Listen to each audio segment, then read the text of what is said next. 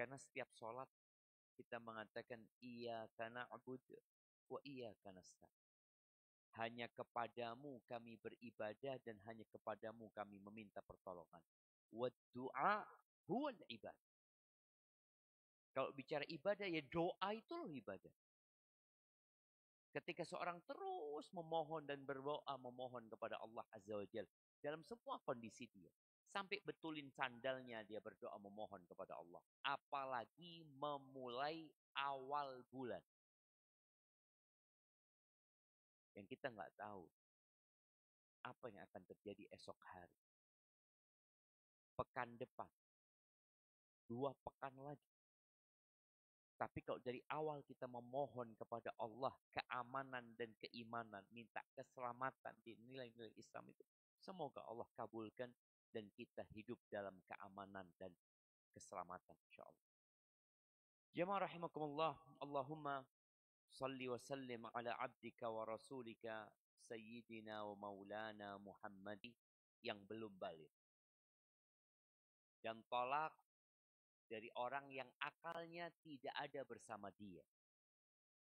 Orang yang dalam posisi marah selama akalnya ada bersama dia berarti tolaknya jatuh. Kemudian yang akan kita bahas sekarang ini ternyata syarat tolak itu nggak boleh dipaksa. Harus keinginan sendiri.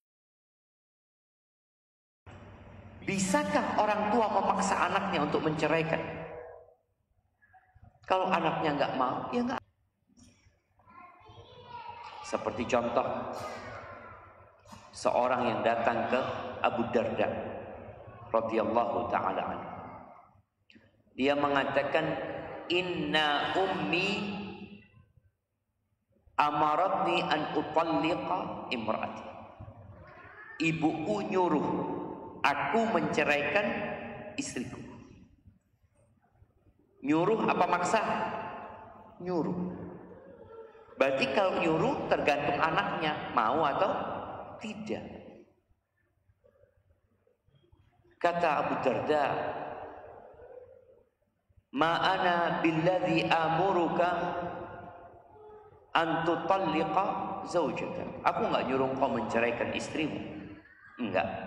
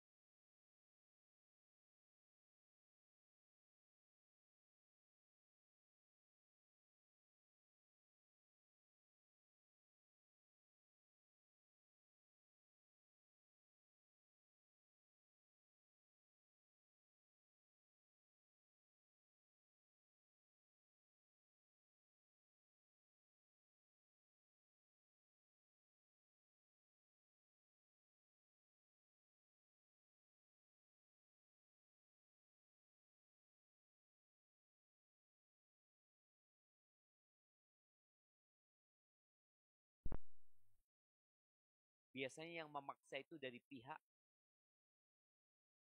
mertua.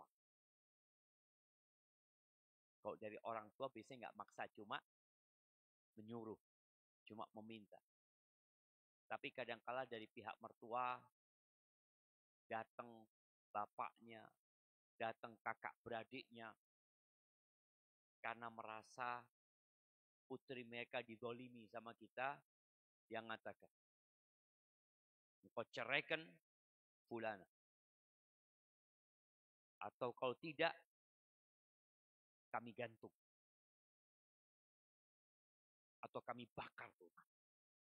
Pokoknya hal yang membahayakan jiwa dan harta dia.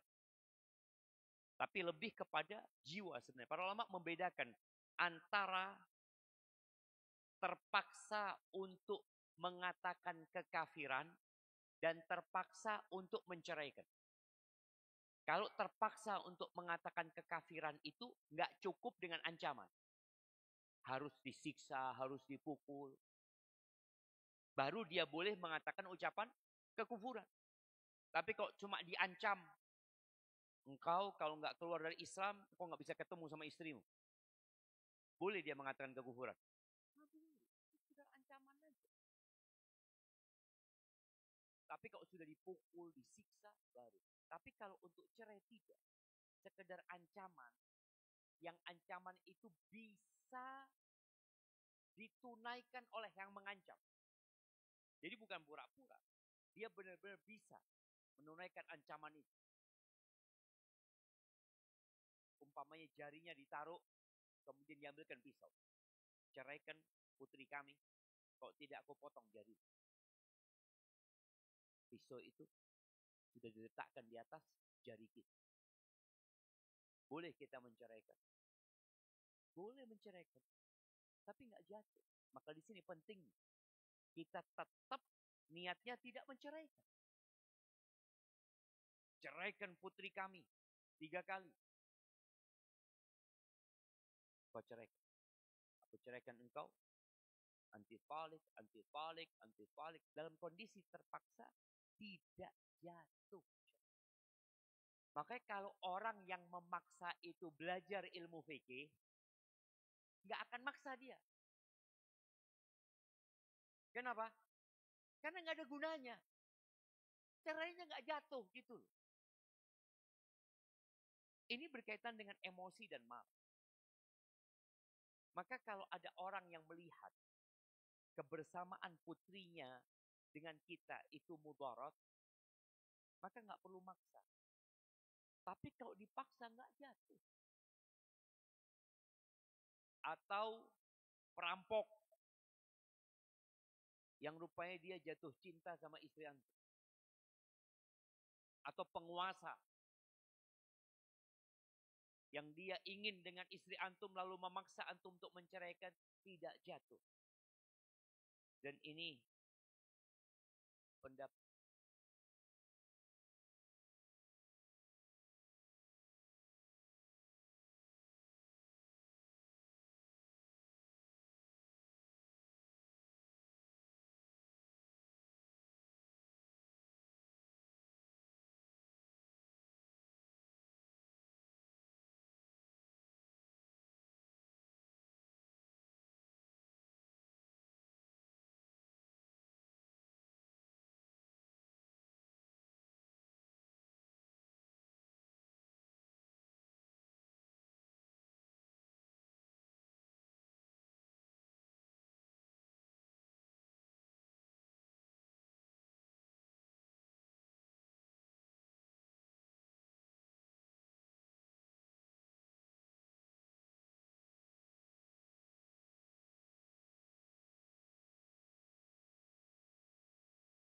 akhirnya dia menyebut Tuhan-Tuhan orang musyrik. Dilepaslah. Nggak disiksa. Maka dia datang menjumpai Nabi SAW dengan menyesal mengatakan, halaktu ya Rasulullah. Aku binasa sudah. Gimana seorang yang beriman mengucapkan ucapan yang mengandung kesyirikan dan pemujaan untuk Tuhan-Tuhan orang-orang musyrik. Maka dia mengatakan binasa aku. Kemudian turun firman Allah ini, enggak apa-apa. Orang yang dipaksa, tapi kondisi hatinya tetap penuh dengan keyakinan dan damai dengan keimanan. Itu enggak apa-apa. Maka di sini kalau orang yang mengatakan kekufuran aja nggak ada konsekuensi hukumnya gara-gara dipaksa, apalagi yang berkaitan dengan cerai. Itu dari Al-Quranul Azim. Adapun dari sunnah Nabi SAW, hadis Abdullah bin Abbas radhiyallahu anhuma, anin Nabi sallallahu alaihi wasallam, beliau mengatakan, innallaha wada'a an ummatil khata'a wan nisyan wa mastukrihu alaih. Hadis rawahu Ibnu Majah wa Tabrani. Sesungguhnya Allah meletakkan dosa dari umatku. Artinya orang itu nggak berdosa. Al-khata', ketika dia melakukan sesuatu dengan tidak sengaja, salah dia, itu nggak dihukum sama Allah. Kita dianjurkan setiap mau tidur membaca 2 ayat terakhir Al-Baqarah. Kita mengatakan Rabbana la tu'akhidna in nasina au akhtana. Ya Allah, jangan hukum kami kalau kami lupa atau nggak sengaja, salah dia. Maka di hadis ini disebutkan ketidaksengajaan, lupa, wa mastukrihu alaih, dan orang-orang yang dipaksa untuk melakukan perbuatan itu. Jadi dipaksa, yang kalau dia tidak melakukan akan ada bahaya yang menimpa dirinya. Maka dengan itu tidak jatuh cerai dari orang yang dipaksa. Dibutuhkan niat jemaah orang itu menceraikan. Tapi ada kondisi nggak niat pun cerai itu jatuh. Nggak ada maksud dia menceraikan. Kan kita tahu innamal a'malu binniyat. Antum mengatakan loh, ana ini nggak niat menceraikan Ustaz. Memang ana ngomong engkau sudah kuceraikan, tapi ana nggak ada maksud menceraikan Ustaz. Dalam bab tolak nggak perlu niat antum. Nanti akan ada pembahasan yang lebih mendalam lagi. Tapi yang akan kita bahas ini, orang yang bermain-main, bergurau dengan lafaz tolak yang sharih, yang maknanya hanya cerai, maka jatuh cerai itu. Ngomong sama sahibnya, aku sudah ceraikan istriku. Jatuh cerai enggak ya? Jatuh cerai. Dia mengatakan, oh engkau serius? Enggak, anak gurau. Jatuh cerai. Enggak perlu ngomong itu sama istrinya, enggak harus ada istrinya. Dia boleh membuat pernyataan itu kepada sahibnya, atau dia ngomong di dirinya, naik motor dia. Naik motor, dia mengatakan, aku sudah ceraikan istriku. Jatuh cerai. Tak boleh main-main dengan kata-kata tolak. Tapi kalau omongan itu masih di dalam hati, maka tidak jatuh cerai. Tapi kalau sudah keluar ke lisan antum, dan antum dengar ucapan itu, jatuh cerai. Istri anak tapi nggak tahu Ustaz. Allah tahu. Nah, istri antum nggak tahu. Maka jemaah hati-hati.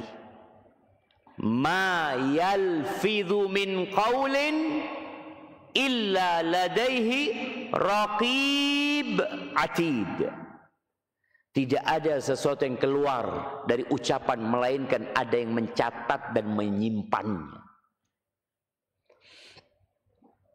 Maka tolak dari orang yang bergurau apabila lafadznya sharih itu jatuh cerai, bahkan disebutkan adanya ijma dalam hal ini. Kok bisa Ustaz? Ya karena dia melakukan itu tanpa ada paksaan. Dia melakukan sesuka hati dia kan. Kan maunya dia mengatakan itu.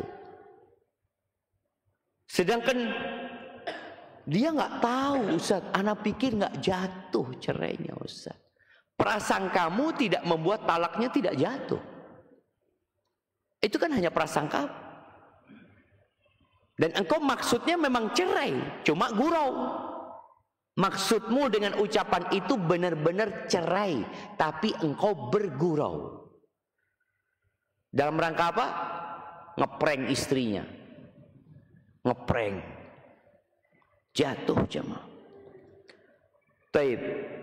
Karena sebenarnya tadi kata-kata, pokoknya lafadznya sorry, jelas, lugas, dan antum mengucapkannya dengan keinginan antum, walaupun niatnya bukan menceraikan, tetap jatuh cerai. Nabi SAW mengatakan, salasun jidduhunna jiddun wa hazluhunna jiddun. Ada 3 perkara yang seriusnya serius, yang guraunya serius. Talak, nikah, raja, rujuk atau itik atau membebaskan. Umpamanya antum ini yang mahasiswa di kamar bergurau sama temannya, engkau punya adik perempuan kan, katanya. Iya, kata dia. Siapa namanya? Namanya Alia. Bismillah lah, nikahkan aku sama dia, kata dia. Dan anaknya ini adiknya, apa, walinya. Ya sudah, aku nikahkan kau dengan adikku. Saya terima. Gurau ya? Tidak ada. Saya terima. Jadi jemaah, kita kan sekarang berpikir nikah itu harus di KUA, nikah itu serame-rame. Enggak perlu, kan kita udah bahas. Yang penting ada wali, ada yang mau dinikahkan. Tinggal cari saksi. Saksi ya, aku sudah dinikahkan sama dia dan aku terima. Mahar nggak harus disebutkan. Kan kalau mahar nggak disebutkan, ya ikut pasaran. Pasarannya berapa, ya sudah itu yang diberikan nanti. Baik. Kemudian bagaimana kalau dia menceraikan istrinya tapi salah ngomong, jemaah? Salah ngomong seperti apa kira-kira, jemaah? Orang yang salah menceraikan istri.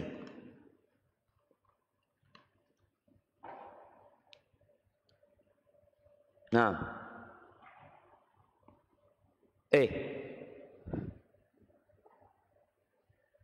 aku ceraikan kamu ya. Apa bang? Ceraikan? Oh, bukan cerai maksudnya anda. Aku mau selesaikan urusan ini sama kamu. Dia salah ngomong. Dia sebenarnya tidak mau ngomong cerai, tapi tahu-tahu yang di lisannya kan kadang-kala orang ini ya apa ya, dibisikin syaitan ya ini itu, dia nggak maksud sama sekali, tapi salah ngomong itu tidak jatuh cerai. Ketika dia salah ngomong, karena memang anak-anak nggak ada maksud mau ngomong cerai, tapi salah anak ngomong. Kadang-kala orang terjadi seperti itu. Ini karena apa? Karena tadi hadis yang menyebutkan bahwa Allah Allah meletakkan, dia tidak menghukum karena salah, itu nggak sengaja, kemudian karena dia lupa dan karena terpaksa. Tapi bagaimana orang yang ragu, aku ini sudah menceraikan istriku apa tidak ya? Dia ragu. Mungkin dia pernah ngomong sama sahibnya, dia mungkin pernah ngomong sendiri, dia menceraikan istrinya. Lalu dia ragu, jatuh cerai atau tidak? Tidak, jemaah. Karena hukum asalnya nggak terjadi perceraian. Dia masih suami istri yang sah, belum terjadi perceraian. Jadi adanya keraguan tidak kemudian menyebabkan dia menceraikan istrinya. Kembali kepada hukum asal, pernikahannya tetap terjaga. Apa dalilnya? Dalilnya hadis Abbad ibn Tamim dari pamannya, bahwa pamannya ini mengadu, atau ada seorang yang mengadu kepada Nabi SAW. Orang ini mendapatkan sesuatu di perutnya, jemaah. Kadangkala antum sholat itu karena perutnya lagi kurang enak, kayak ada suara ya, gutuk. Ini batal apa enggak sholat anak ya? Apa kata Nabi SAW? Ketika orang ini tanya, ayak tok sholat, apakah hal itu memutuskan sholatnya, batal jadi sholatnya? Jawab Nabi SAW, la, enggak. Jangan ngikutin perasaanmu itu. Hatta yasma'a sautan au yajid rihan. sampai dia mendengar suara angin itu keluar atau mencium bau. Jadi selama dia ragu, maka jangan sampai dia memutuskan sholatnya, lanjutkan sholatnya. Maka orang yang ragu di sini, subhanallah, ada pembahasan yang berkaitan dengan keraguan ini. Bagaimana kalau ragu di syarat yang dia buat, kalau syarat itu ada maka istrinya cerai. Contoh ya, Al-Imam Nawawi memberikan contoh ya. Kalau seorang menggantungkan talak dia akan terjadinya sesuatu, atau dengan terjadinya sesuatu itu dan dia ragu, maka nggak jatuh cerai. Contohnya ini, ada seorang suami ngomong sama istrinya, kalau burung itu gagak, engkau cerai. Antum tahu jemaat, kadang kala suami istri ini kalau sudah sakit hati ya di antara mereka tuh, kalau burung itu burung gagak, engkau cerai. Kemudian ragu, itu burung gagak apa bukan ya?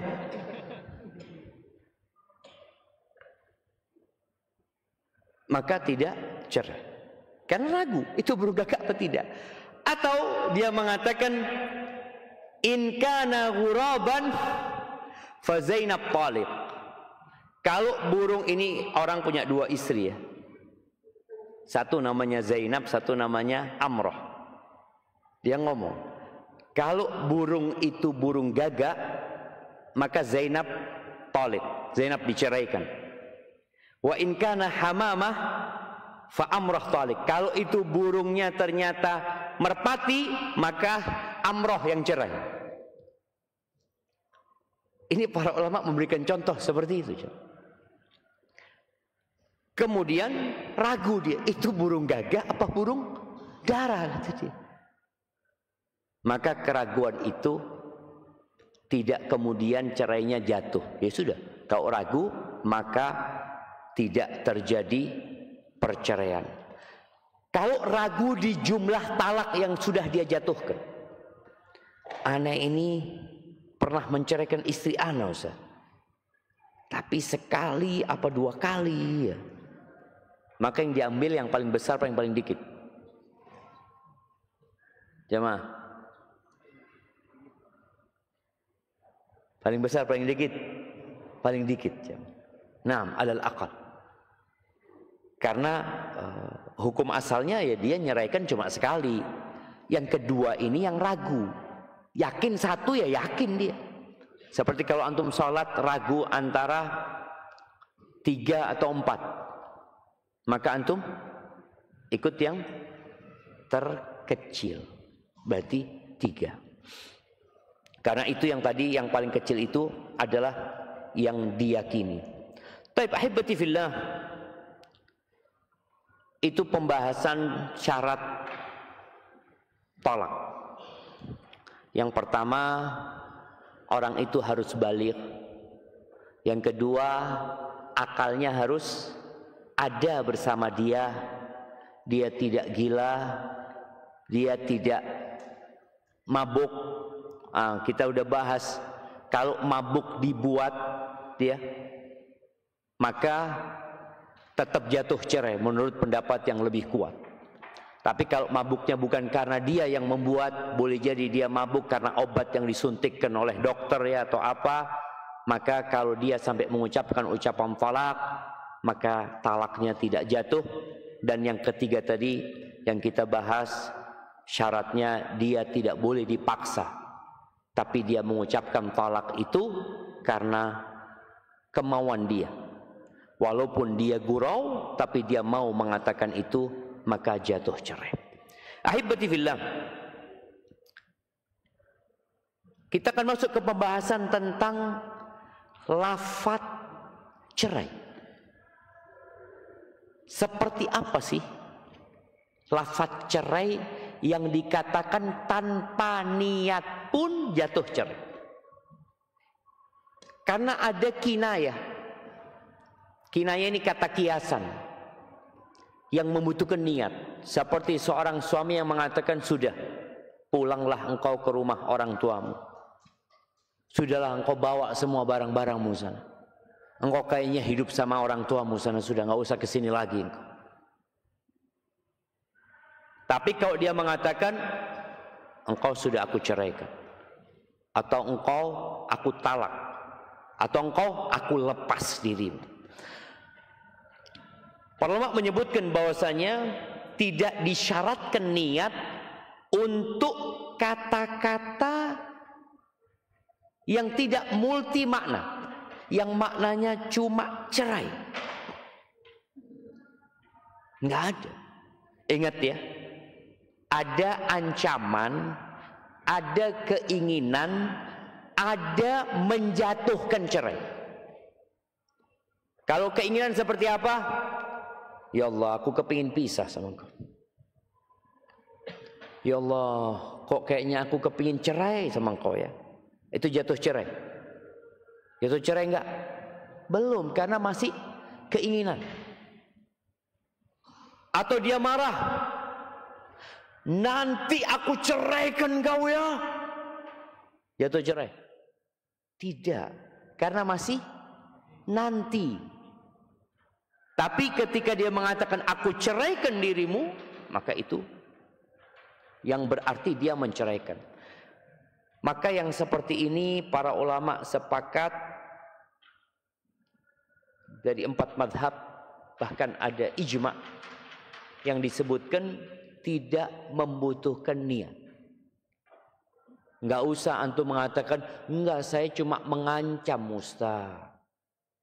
Saya cuma mengancam, saya sakit hati Pak Ustaz. Tapi saya nggak kepingin cerai sebenarnya. Harapan saya ya dia itu tahu diri gitu. Maka nggak bisa. Ini tidak membutuhkan niat. Bahkan disebut akan adanya ijma dalam hal ini, bahwa kata-kata tolak, kata-kata cerai yang maknanya hanya satu, yaitu untuk menjelaskan li'iddatihinna. Tolaklah mereka untuk masa iddah mereka. Ya sudah, ini nggak bicara niat. Pokoknya engkau mengatakan tolak kepada dia, jatuh tolak tersebut ya. Kemudian firman Allah juga di surat Al-Baqarah ayat 230, Allah mengatakan fa in talaqaha, kalau dia menceraikannya.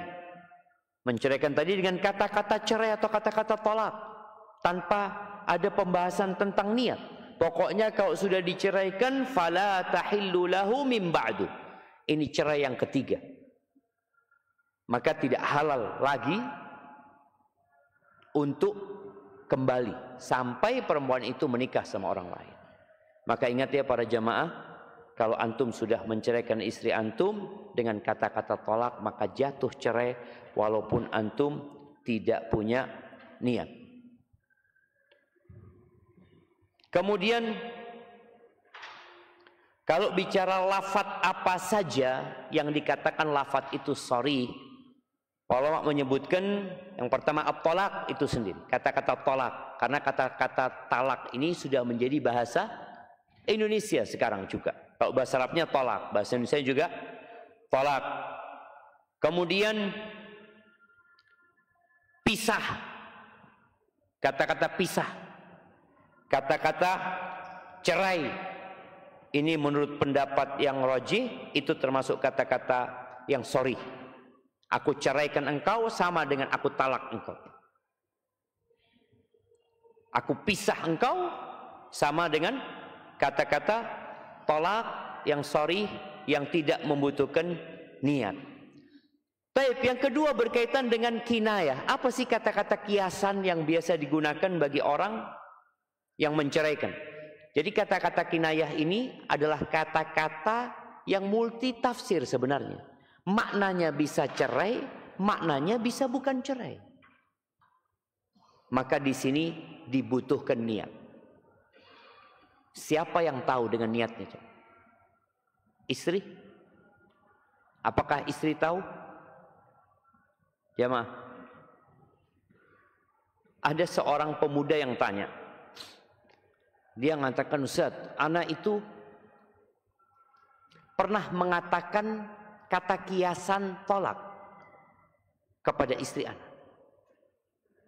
Mungkin dia mengatakan, sana sudah pulang ke rumah orang tuamu.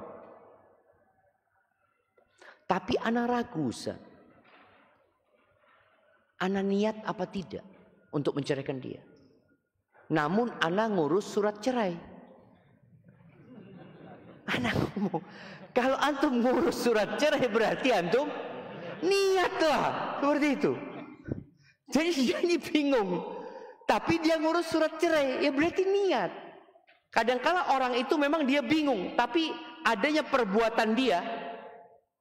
Umpamanya dia kata, udah sana pulang kau ke rumah orang tuamu. Mana buku nikah? Kasihkan kepadaku. Aku mau ngurus ke pengadilan. Niat kira-kira dia enggak? Ya niat lah. Enggak, anak sebenarnya enggak niat, Ustaz. Ya antum akan dihisap sama Allah pada hari kiamat ya. Karena yang tahu niat itu cuma orang yang mengatakan hal itu cuma. Kemudian berkaitan dengan tolak dengan tulisan. Apakah tolak dengan tulisan itu masuk kinayah atau sor? Jatuh enggak jemaah? Butuh niat tidak? Ada sebagian ulama, loh engkau ceraikan aku? Enggak, maksudnya aku ini contoh dalam bahasa Arab anti tolih. Engkau aku ceraikan. Boleh jadi jemaah. Maka dibutuhkan niat di sini. Nah, baik, kita dengarkan azan dulu.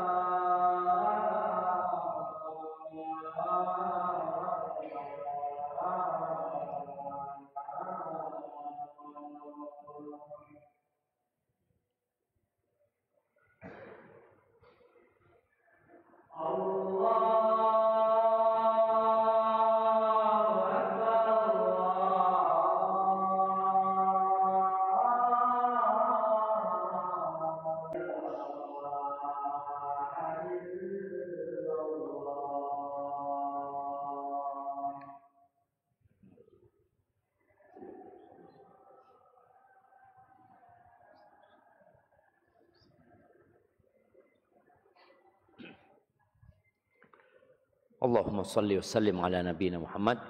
Jadi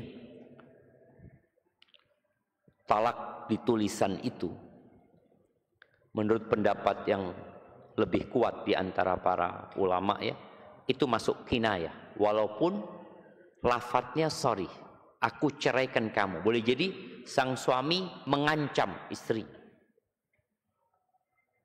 tapi dia nggak ada niat cerai sama sekali. Ini dengan tulisan. Tapi kalau dia mengucapkan telepon via telepon, atau istrinya nggak ada, dia teriak aku ceraikan fulan, cerai, jatuh cerai itu jamaah.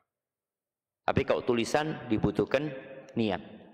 Barakallahu fikum. Semoga kita berhati-hati ya dengan kata-kata tolak ini. Atau pernikahannya sudah lama, kan suami dari istri. Nggak ada ceritanya setan itu kesian. Ya Allah, ini orang sudah tua, sama-sama tua ya, nggak usah digodain lah, kesian. Nggak ada jemaah. Nggak ada jemaah. Dan iblis subhanallah tidak pernah putus asa godain orang. Ustadz ya, aduh kayaknya susah godain ustadz. Udah nggak usah digodain, nggak ada ceritanya jemaah. Kalau ustadz, maka yang godain kelasnya ustadznya iblis juga. Jadi dia sesuaikan. Tapi yang jelas tadi, ana nasihatkan, kalau bisa kata tolak, baik ini suami istri, itu dihapus dari kamusnya. Nggak ada kata pisah, kata cerai dihapus. Apa jemaah? Kalau komputer datanya ada yang hilang, kemudian mau dibalikin lagi, apa? Backup, bukan aja jemaah. Bukan refresh, didatangkan kembali, restore. Masa restore? Iyalah itulah. Antum yang tahu. Artinya kalau antum pernah delete sesuatu ya, ada antum punya file hilang ya, antum mau kembalikan lagi file itu. Restore itu namanya. Oke, restore. Antum balikin lagi. Jadi kata-kata itu antum buang dulu, delete dulu antum sudah. Sehingga ketika antum mau ngomong, antum lupa apa ngomongnya. Soalnya kalau kata-kata itu ada di benak antum, ini istri juga. Istri itu paling mudah untuk minta cerai. Oh, tak kuat aku sudah. Ceraikan aku sudah. Emangnya kalau cerai hidupmu bahagia? Urusan nanti itu. Yang penting aku pisah dulu sekarang. Jangan. Setan tuh berusaha untuk menggambarkan yang buruk itu baik.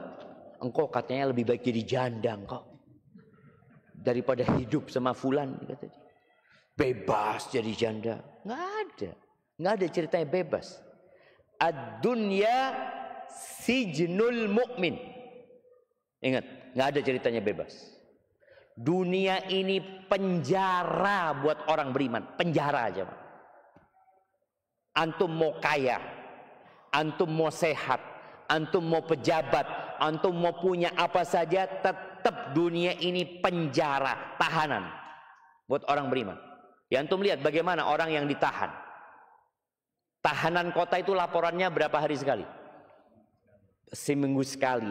Kita laporannya sehari 5 kali. Bayangin. Supaya kita paham, kita benar-benar ditahan di sini, di penjara gitu. Pagi kita laporan, zuhur kita laporan, asar kita laporan, maghrib kita laporan, isya kita laporan, besok laporan lagi. Tahanan kota itu boleh jadi bebas nantinya. Tahanan kota seminggu sekali, nanti sebulan 2 minggu sekali, nanti sebulan sekali. Kita sampai mati. Mau sakit tetap laporan. Ada cerita orang sakit, antum nggak perlu laporan hari ini karena sakit. Nggak ada. Tetap sholat itu jamaah. Maka dunia sijnul mu'min. Jangan pernah berpikir antum keluar dari masalah dalam hidup. Nggak ada. Yang ada hanya berpindah dari satu masalah ke masalah selanjutnya. Antum tahu masa itu sedang ngantri. Ngantri, antum selesai, datang lagi. Ya Allah, kok kayak gini ya Allah? Loh, antrian masih panjang, tidak ada masalah. Tinggal bagaimana kita meminta tolong kepada Allah Azza wa Jalla dalam menghadapi masalah-masalah itu. Baik, ini ada pertanyaan. Salah seorang kerabat perempuan ana mengalami pelecehan yang menyebabkan beliau hamil. Bahkan di usia beliau yang kurang lebih 30 tahun, beliau masih harus diurus seluruh kebutuhannya oleh orang tuanya. Dan dengan kondisi seperti itu akan sangat mempengaruhi kondisi bayinya saat lahir nanti, akan cacatnya juga. Lantas bagaimana hukumnya bila ia menggugurkan janinnya, dan apa sikap yang harus diambil oleh orang tuanya? Mohon nasihatnya Ustaz. Barakallahu fikum. Iya, ini pernah kita bahas ya. Selama belum ditiupkan ruh, maka ada khilaf di antara para ulama kalau memang kondisinya seperti disebutkan, boleh jadi digugurkan lebih maslahat. Karena kondisinya dia seperti yang disebutkan tadi. Tapi kalau sudah ditiupkan ruh, maka nggak boleh digugurkan. Tidak boleh digugurkan kecuali dengan satu syarat. Membahayakan ibunya. Ada pilihannya, kalau tetap ibunya mati. Ya sudah, nggak apa-apa digugurkan. Tapi selama belum ditiupkan ruh, tadi disebutkan 2 bulan, semoga nggak masalah ya. Kalau kondisinya seperti yang disebutkan tadi. Hadza wallahu a'lam bissawab. Dan subhanallah jamaah ya. Fitnahnya laki-laki jamaah. Itu adalah wanita. Wanita itu tertarik sama laki-laki yang seperti apa? Anda tanya. Nah. Bismillah. Alhamdulillah. Sama laki-laki yang mapan biasanya. Ya, yang ganteng, yang fulusnya ada, nah tajir lah. Tapi kalau laki-laki tertarik sama perempuan yang kayak apa? Sama semua jenis perempuan. Dia dari Jawa tinggal ke sana. Awalnya dia nggak ngelihat ada yang cantik di sana, jam. Tetap kita tundukkan pandangan kita, jangan. Kalau enggak seperti ini kejadian. Orang yang cacat secara paramental kemudian dilecehkan, diperkosa, naudzubillah min dzalik. Maka jangan pernah merasa aman. Kita harus terus minta pertolongan kepada Allah. Takun nisa. Kalian berhati-hati dengan dunia. Artinya dunia secara umum ya, harta, jabatan, kedudukan ya, popularitas. Hati-hati pokok dengan urusan dunia. Lalu disebutkan nama Nabi alaihissalatu wassalam, wattaqun nisa. Padahal nisa. Fa inna awwala fitnati Bani Israel kanat fin nisa. Perempuan fitnah Bani Israel yang awalnya itu. Barakallahu fikum. Saya seorang perempuan yang sudah menikah kepada suami untuk berpoligami. Namun beliau menolaknya Ustaz. Lalu solusinya kami harus bagaimana? Karena dengan penolakan itu masalah kami belum terpecah. Dalam pandangan suami, masalah. Iya buat istrinya solusi. Ana ngurusin 1 ajak ruwet. Ngurusin 2. Allahu Akbar. Belum nanti ribut sama mertua. Belum ini. Betul. Dan boleh jadi sang suami takut tidak mampu berlaku adil. Mungkin dia juga takut nggak bisa memberikan nafkah. Kadangkala ujiannya oke, istri pertamanya nerima, istri keduanya belum tentu. Makanya juga buat para wanita yang berpikir kalau suaminya poligami itu, oh suaminya mau senang-senangan, mau happy-happy, malam hari, malam apa ini? Malam Kemis di istri pertama, malam Jumat istri kedua, malam Sabtu istri ketiga, malam Ahad istri keempat, malam Senin tidur di masjid.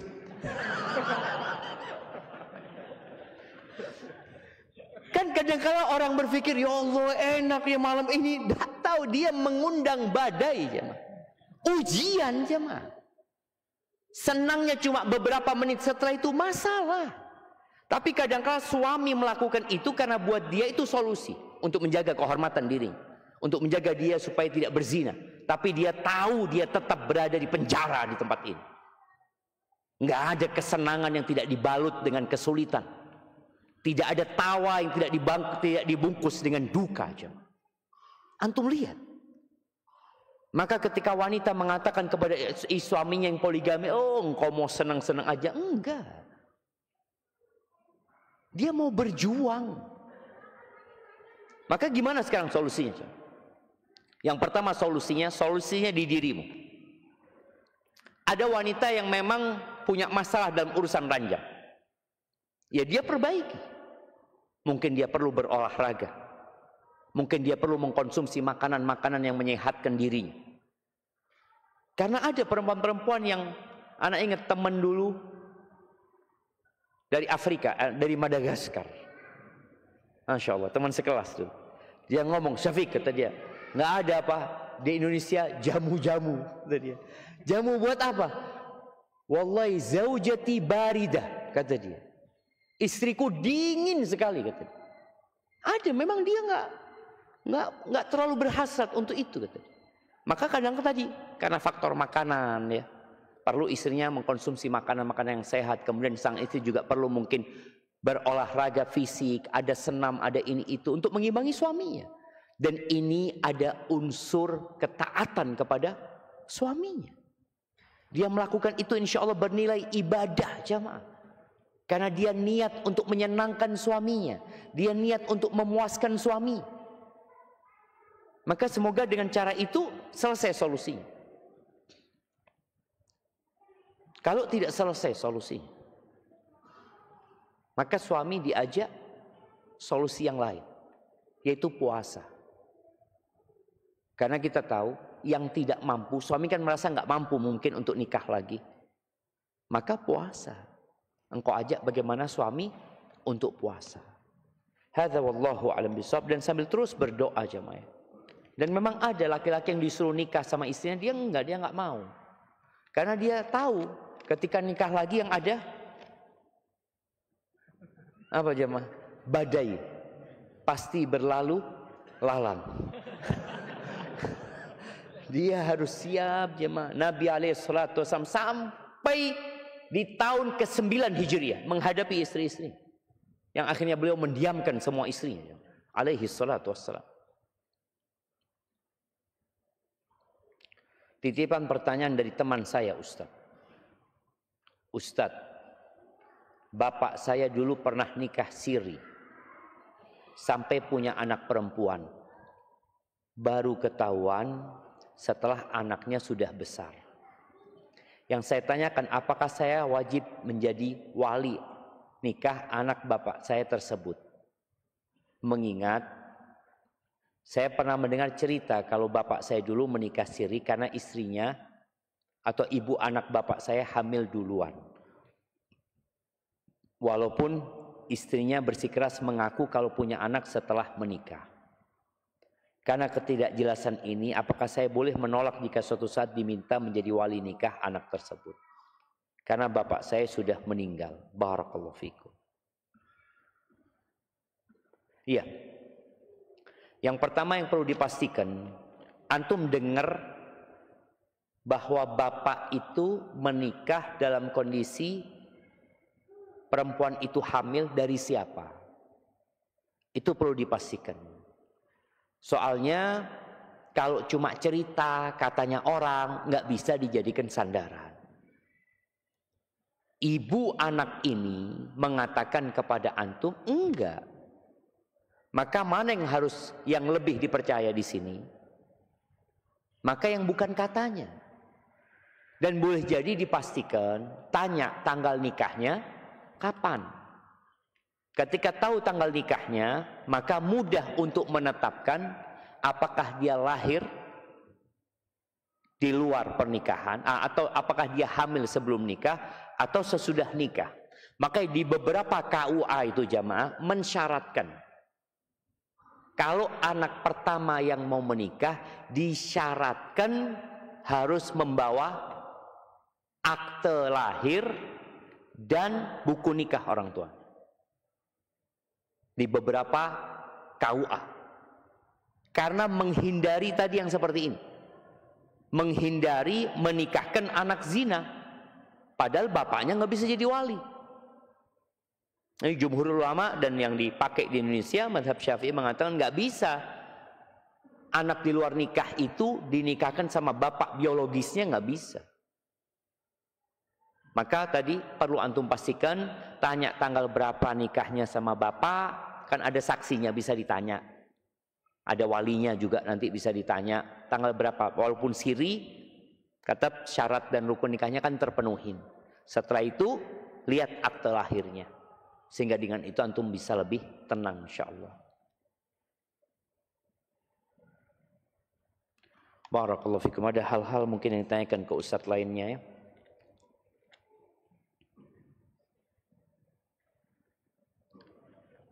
Afwan Ustaz, apakah ada dalil tentang tidak boleh menolak pemberian dari seseorang? Rasul sallallahu alaihi wasallam mengatakan tahadu tahabu. Kalian salinglah berbagi hadiah, itu insya Allah akan menumbuhkan cinta di antara kalian. Dan ada hadiah yang nggak boleh ditolak. Hadiah-hadiah yang ringan. Nabi sallallahu alaihi wasallam kalau dikasih hadiah nggak nolak. Nabi alaihi salatu wasallam. Kecuali kalau hadiah yang diberikan akan menyebabkan antum utang budi sama orang itu, maka boleh antum tolak. Nabi sempat nolak hadiah dari beberapa qabilah yang mereka kalau ngasih hadiah berharap dikasih lebih banyak lagi. Kalau dikasih sedikit mereka marah-marah. Akhirnya Nabi nggak mau terima dari mereka. Bahkan Nabi mengatakan alaihi salatu, aku nggak terima hadiah kecuali dari fulan, dari fulan, dari fulan. Jadi tadi, kalau hadiah yang diberikan itu menyebabkan antum hutang budi sama dia, yang akhirnya dia nanti merasa telah berbuat baik sama antum, maka lebih baik antum tolak. Tapi kalau hadiah diberikan tanpa ada pamrih apa-apa, antum terima jamaah. Afwan Ustaz, bisa nggak diulang doa awal bulannya? Iya, antum cari, banyak sih doa itu ya. Allahu Akbar, Allahumma ahillahu alaina bil amni wal iman was salamati wal islam rabbi wa rabbukallah. Ada lafaz lainnya selain lafaz itu. Bagaimana jika kata talak atau pisah dikatakan dengan emosi biasa dan diimplementasikan dengan pisah rumah setelah semalam muhasabah? Si suami tidak tahan sendiri dan dalam hal hubungan biologis lalu meminta dan menepis itu semua. Bagaimana hukumnya talak tersebut, Ustaz? Jadi sang suami mengatakan talak pisah dalam kondisi emosi biasa. Jatuh cerainya. Bahkan diwujudkan dengan pisah ranjang. Setelah semalam si suami nggak tahan ternyata sendiri, akhirnya dia mendatangi istrinya lagi. Lalu meminta dan menepis itu semua. Ini masalahnya jamaah. Kita akan dihisap sama Allah. Artinya kalau sang suami merasa, enggak, aku enggak menceraikan engkau. Nanti istri tanya, enggak, engkau ngomong cerai. Maka ketika terjadi keributan, pengadilan nanti tempatnya. Tapi kalau sang suami bermuhasabah, silakan rujuk istrinya. Maka adanya iddah itu, karena harapannya kedua orang ini bermuhasabah, kemudian balik lagi. Kan ada waktu untuk bermuhasabah selama 3 kali suci umpamanya, atau ketika hamil sampai dia lahiran. Tapi jangan sampai akhirnya karena kepingin rujuk sama istrinya menepis kalau dia menceraikan istri. Padahal dia sudah pisah ranjang sebagai bentuk dia benar-benar menceraikan istri. Tahu-tahu dia menepis hal itu. Maka kalau terjadi keributan, jalannya adalah ke pengadilan nantinya. Ini pertanyaan terakhir. Bagaimana tips supaya tidak tidur lagi setelah subuh? Mengingat waktu ini sangat banyak keberkahannya. Ya, lakukan aktivitas. Yang pertama tentunya doa ya. Memohon kepada Allah Azza wa Jalla. Kemudian lakukan aktivitas. Aktivitas yang antum nggak mungkin tidur. Ngapain? Jalan. Sudah antum berjalan. Jalan sambil murojaah ya. Mungkin hari pertama berat. Hari kedua sampai nabrak-nabrak antum di jalan. Seperti itu ya. Hari ketiga, hari keempat. Insya Allah setelah 2 pekan Antum jangan jalan-jalan, antum keranjang, antum tidur. Nggak bisa tidur. Karena kebiasaan antum sudah berubah. Kita itu harus merubah kebiasaan kita. Anak kadang kala, sampai sekarang anak nggak bisa tidur habis subuh. Anak kadang kala capek, mau tidur ya. Nggak bisa. Karena udah kebiasaannya nggak tidur. Tapi kalau kebiasaan tidur, sholat tidur. Subuh tidur cuma. Karena udah kebiasaan tidur habis subuh dia. Maka perlu mengganti kebiasaan aja. Kebiasaan diganti jadi beraktivitas ya. Tentunya berdoa mohon sama Allah. Berdoa mohon sama Allah agar dibantu. Bagaimana tips agar bisa mendidik istri menjadi taat? Nah, yang pertama jangan salah pilih istri. Ya, kalau ternyata antum punya istri nggak taat, nggak nurut, minta tolong sama Allah.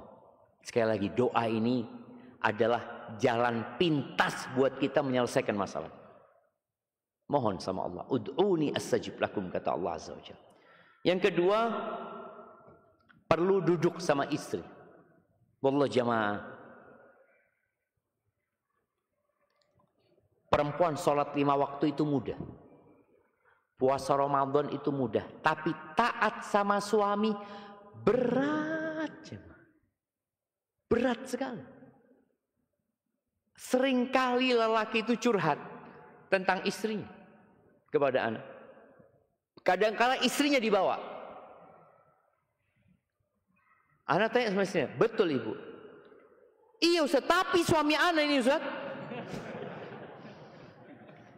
Anak ngomong, Bu, suami ibu ini surganya ibu atau nerakanya ibu? Iya saya tahu Ustaz, saya tahu itu. Waduh berat ini anak ngomong. Antum sabar kalau sudah dapat kayak gini. Karena dia itu tahu tapi tidak mau nurut. Nggak mau nurut. Karena dia tahu kalau suaminya itu baik ya, mungkin dia taat ya. Tapi nurut sama suami yang kurang baik itu yang berat. Padahal tetap dia wajib nurut.